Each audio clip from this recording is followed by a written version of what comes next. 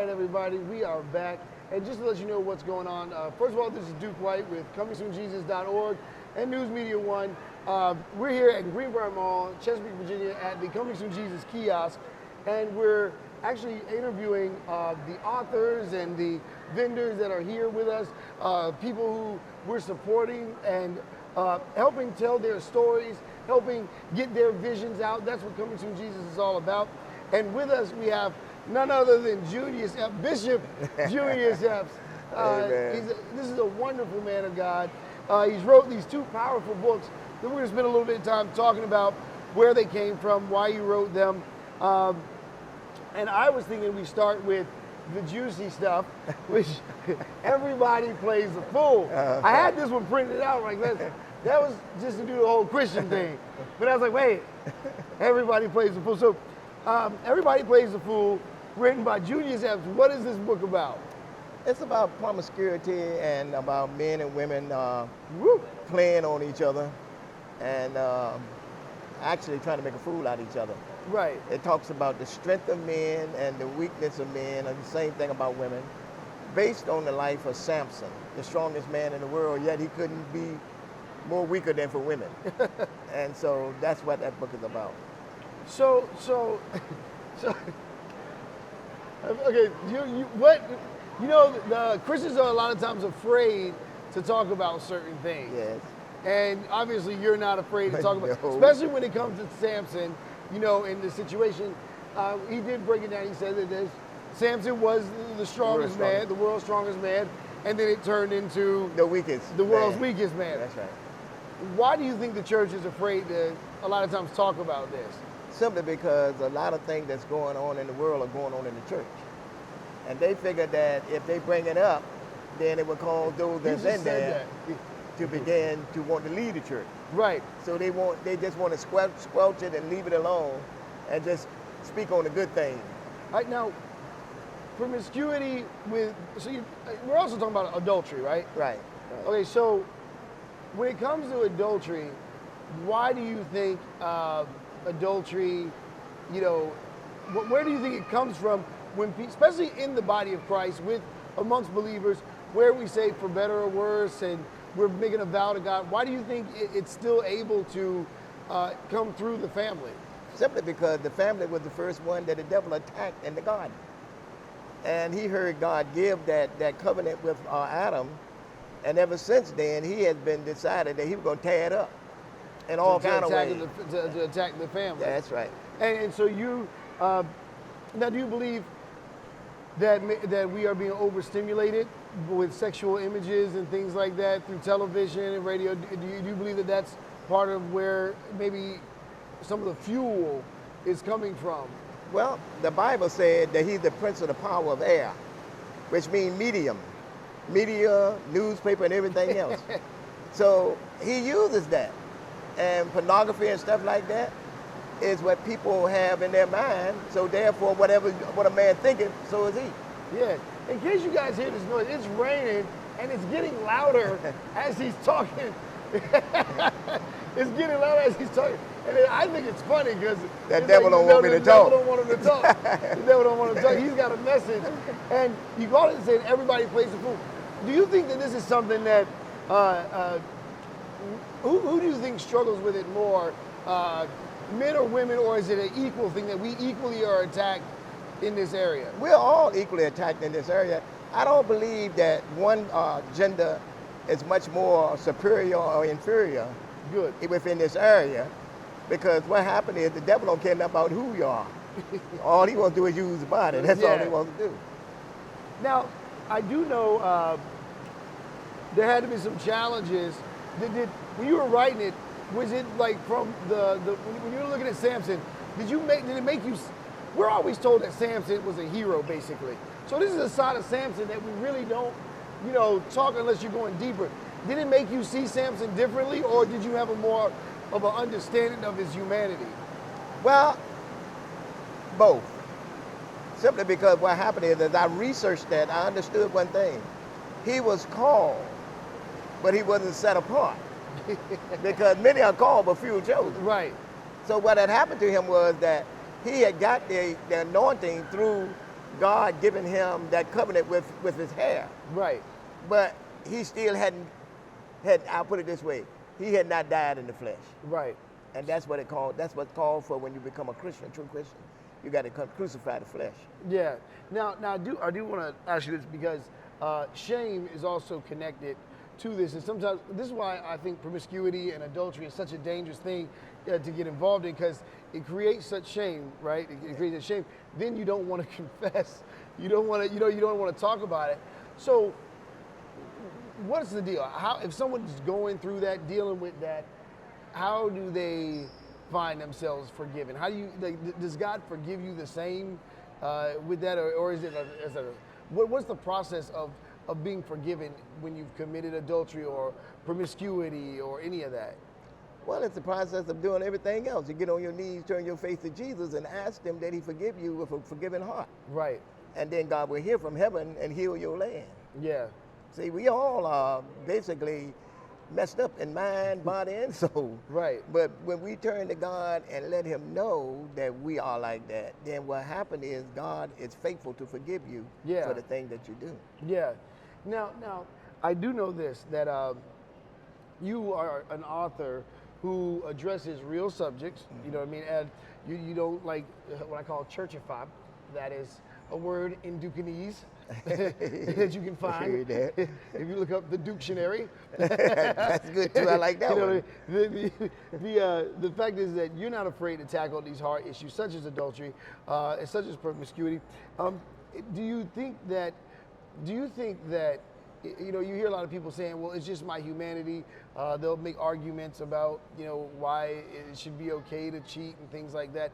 Do you feel like that marriage is being redefined right now in America? Yeah, because if you look at the news today, you'll see the Me Too movement. Right. And the Me Too movement is dealing with the fact that extramarital sex is being handled in all kind of ways.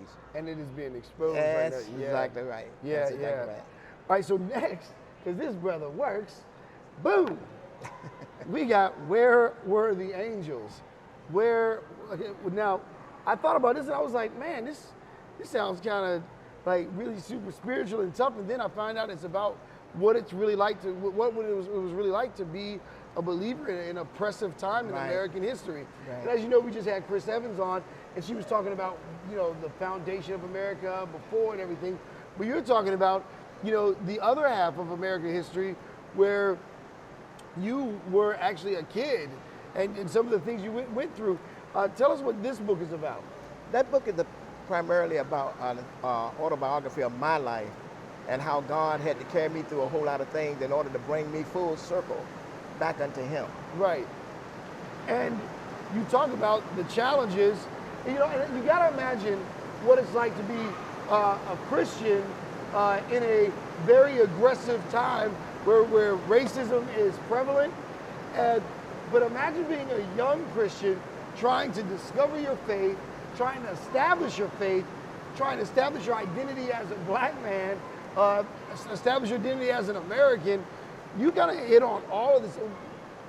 Did you find yourself struggling with being a Christian? Because in that day, it was common to hear, I'm not going to serve a white man's Jesus. What was that? I mean, how did you deal with that? Well, I dealt with it this way here. A man has his own opinion of what it is that he want to serve. I realized through the trials and tribulations that I went through, I didn't care about what color Jesus was. All I wanted to do was be delivered from what it was. You know, I mean, when we get to the point where we start looking at things based on our gender, our ethnicity, and all these different things like that, what happened is we missed the full picture. God didn't come to save just one group of people. He came to save us all. Right. And whatever color he was, I was not worried about that. I was just worried about salvation and deliverance. That's right. what I was worried about. Now, let me ask you this, because that's a profound statement, first of all. I think that's amazing. And so my thing is this. If we are to, first of all, move forward as believers, because I know there was a time where the church was segregated, where there was the black church and the white church, and now it's coming together more. How are you seeing that from this, did you ever think that would ever happen when you were younger? Did you ever see blacks and whites coming together? Because I mean, you were there. You saw the movement of Martin Luther King and things like that, and how he walked as a man of faith. So how much of that was an impact on your walk with God? Well, to hear King talk about that he had a dream that all God's children would one day hold hand with one another and do this and that with one another. That thing got to me to let me know one thing, that if you believe something, it can happen. And I knew that it would eventually happen, because what happened is that God let us know that in his making us, he didn't separate us, we separated ourselves. Right. Through sin and greed. And that's why we were in this condition we're in. But by him honoring his promises and stuff like that, it began to bring us together. Now, we're not totally together yet, but we are coming together. And once we are knitted together, I don't care what happens, can't nobody break us apart. Yeah, yeah. Now, I do know that it seems like, with Obama being president and things like that, the racial issues kind of came back up. Do you see a lot of the same things that you did from when you were younger, or have things genuinely improved? What do you think? I think that things have been somewhat distorted in a way, and I believe that a lot of things was kept under the rug. But when you have somebody come out and tell you exactly how they feel, and they're the leader of a free world, then those people that's living a lie going to pop up right along with it. So I believe right now that we're going through a resurgence. Right. Of this. So you like, this stuff is familiar to you. That's right. It is familiar. So okay, all right. And now, when you were younger, like the name of the book is "Where Were the Angels?" Is that really a question that you asked back then, or was this a question you asked in retrospect? It's both of them, back then and retrospect. So you were waiting for like this great move of God to come and just cover you. Yes. Because I'm pretty sure you saw, some really hardcore stuff. Yes, sir. And where are you from, by the way? I'm from Portland, Virginia. Right. So this is right here in Virginia. Right. That you saw some terrible things. Right. And it never left you. It couldn't leave you because it was ingrained in me. Right. Until something is removed out of you, then you can't forget it. And you were able to overcome what some would consider justified hate with the love of God. Yes. And how did you come to that conclusion when there's so many people saying, as a black person, we have the right to hate? Don't no man have a right to hate anybody. First of all, the thing about that is that hatred is not ingrained in you. What it is a learned behavior. Yeah. Well, you weren't born hating nobody. Right. And you weren't born loving anybody. Right. It's learned. And when an individual learns something and he don't try to get rid of it, it becomes more and more ingrained in them, to the point where it overwhelms them. Right. So I knew that I didn't want to be overwhelmed with that. So that's what I did, was I sought God with all my heart. And I let him know that I didn't want to be like this. And you don't have to be any kind of way. All you got to do is give your life to Christ, and God will come in there and straighten your life out. Now, I do know this, that when you're young, it's already scary. I can't imagine my kids going through some of the stuff that you guys saw. And my thing is this, is that you were able to still hang on to your faith. You were able to make sure that you do operate in a forgiving heart. However, you still find the ability to communicate that it happened. Mm-hmm. That's true. What do you say to people who feel like the only way is to deny that it happened? Why do you think that happens? Well, a lot of people try to sweep it under the rug as if to say, well, it didn't happen to me. I think sometimes we have to be an open book to people and be a personal testimony to them, to let them understand that they're not the only one going through this. Right. That I went through it and I overcame it. Right. Therefore, if I can overcome, you can overcome. Yeah. So we just heard Bishop Junious Epps say, there is no excuse for hatred. No. And that we can overpower the greatest offenses with the gospel. That is what you're saying? Jesus said, greater is he that is in you than he that's in the world. Right. and I believe that. Yeah. And the devil has power, but he ain't got all power. Now, what is the name of your church so that people can know how to get in contact with you? Living Waters Revival Center. Living Waters Revival Center. Yeah, 612 Willow Bend Drive, Chesapeake, Virginia. And the telephone number. Email, phone number, yep. Yeah, telephone number is 757-532-2344 or 757-487-4823. And your Facebook page, how do they look you up on Facebook? Well, my Facebook page would be Looking Unto Jesus. All right. And you can look at that, and we got different things up there. I do have, once a month, I try to do a Facebook or a small segment there dealing with everything, marriages, disappointments, Which we and need everything. help in. We need help in that area. And so that's why every once a month I try to write something that is in line or in alignment with people's lives. Yeah. You know, anything that they believe they can't get away from themselves. So I point them to Jesus. Yeah, well, listen, guys. Junious Epps is the author of these two wonderful books, Where Were the Angels and Everybody Plays the Fool.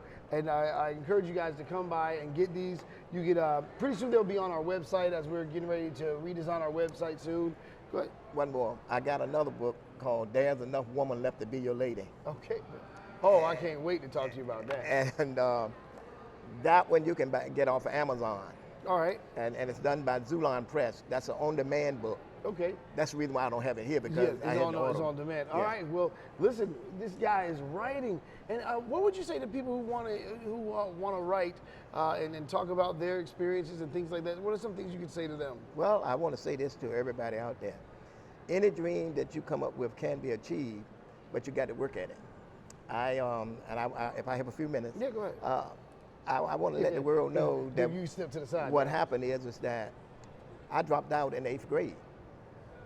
And I realized that I couldn't, and I can't say couldn't, but I knew I wouldn't be able to do what I wanted to do or achieve what I wanted to achieve unless I went back and got an education. Well, God directed me into education. I went back first. I got my high school diploma. Then I went back to theological school and graduated top of my class. Then I graduated from Norfolk State with a degree in criminology and sociology. And then I graduated from Central Michigan University with a degree, a Master's of Science in Administration. Again, all of my degrees, I graduated with top honors in all of my degrees. I'm saying that not to brag. I'm telling you that what's in you is in you. You only bring that out of you. I would have never known what was in me if I had not tapped within myself to find that I had this in me. So everybody can do exactly what I did. Nobody is limited. All you got to do is believe, and all your dreams will come true. Amen. All right. This is Duke at Coming Soon Jesus. We'll be right back. God bless you guys.